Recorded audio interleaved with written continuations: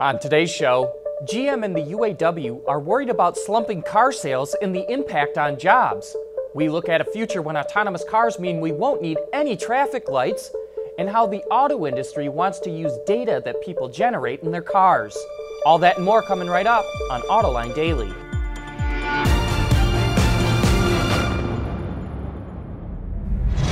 This is Autoline Daily, the show dedicated to enthusiasts of the automotive industry. Here's a story we're going to have to keep a close eye on. The UAW is in talks with General Motors about slumping passenger car sales in the American market and the impact that could have on factories and jobs. So far this year, GM's passenger car sales are down by 93,000 units, a 20% drop. But some sales are falling off a cliff. The Chevy Malibu is down 30%, the Sonic 36%, the Impala 44%, Spark 49%, and the Buick Verano is down 75%. Now, not all GM's passenger cars are down. The Camaro is holding its own, the Volt is up 11%, the Cruze up 21%, and the Cadillac CT6 is up 170%.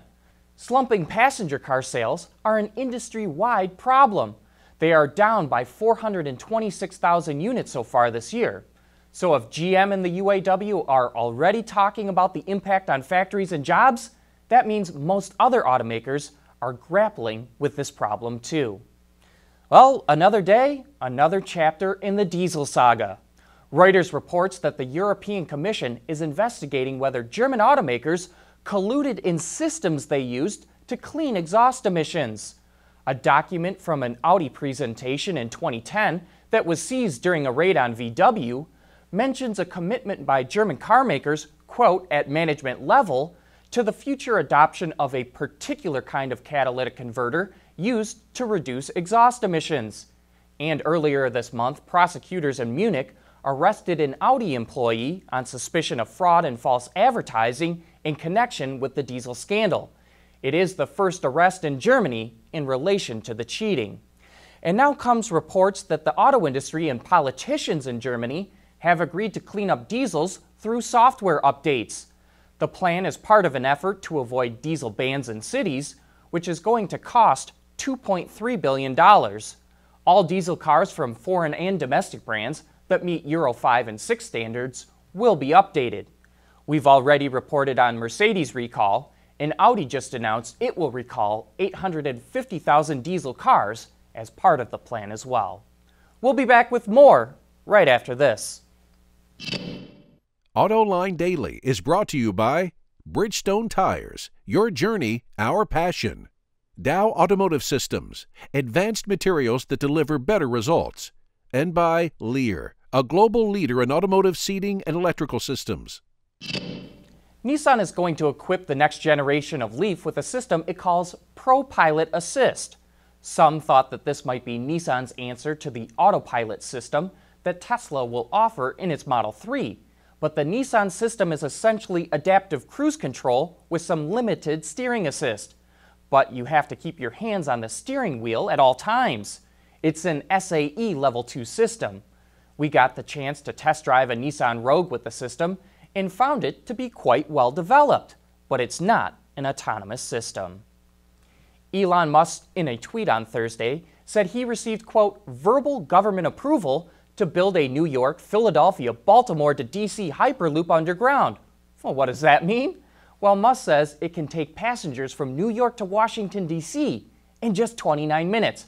But remember, it must reach its goal of 750 miles per hour. You know, imagine it's the year 2080 at a time when only autonomous cars are on the road. Will we even need traffic lights, stop signs, or yield signs? Well, some places in the world already have intersections without them. Take a look at this intersection in Addis Ababa in Ethiopia, where cars ebb and flow, sometimes getting within inches of each other. It may not be safe or efficient, but somehow they make it work. Now let's jump forward in time to glimpse into what autonomous vehicles communicating with one another could do. This edited time-lapse of an intersection is absolutely hilarious to watch because these cars, trucks, cyclists, and pedestrians almost seem oblivious to each other. But even though we can get a good laugh from this, it does point to the way in a day when semaphores and signs will no longer be needed. Coming up next, how automakers can overcome consumer resistance to the collection and monetization of data. Lighter, safer, stronger, quieter, and more sustainable. Tell us where you need to go, and we'll help you get there. Dow Automotive Systems. We don't succeed unless you do. The data generated from autonomous and connected cars will be worth a fortune. That's why we're seeing so much activity in this field.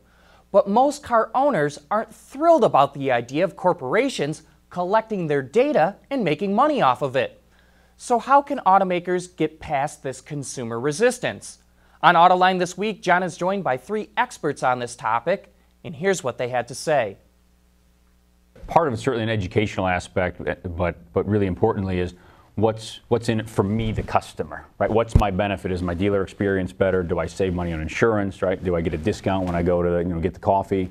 So it's going to be in that perspective, what's the driver for me to opt in, right? As John said very clearly, it's customers are first.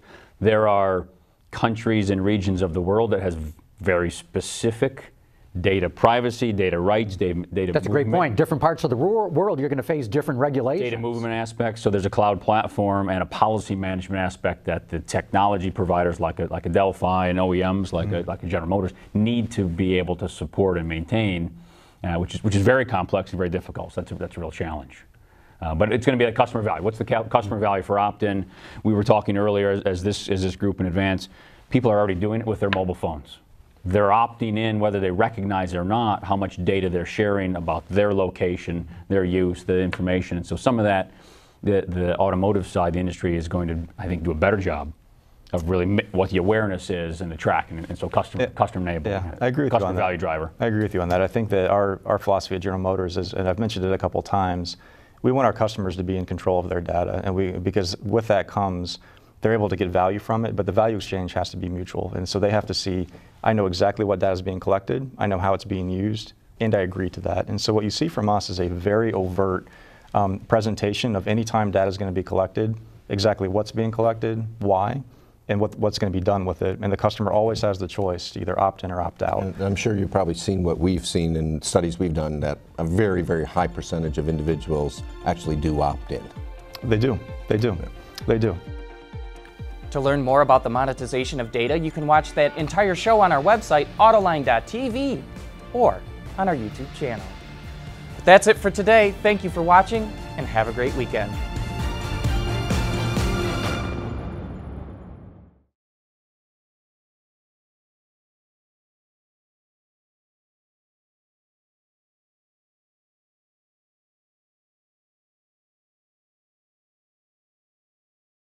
Wards is the industry leader for news, data, and analysis. That's why companies across the globe subscribe to our premium service, maybe even your own. Log in for subscriber access now. Check your company's intranet for details, and rely on wardsauto.com to keep you informed.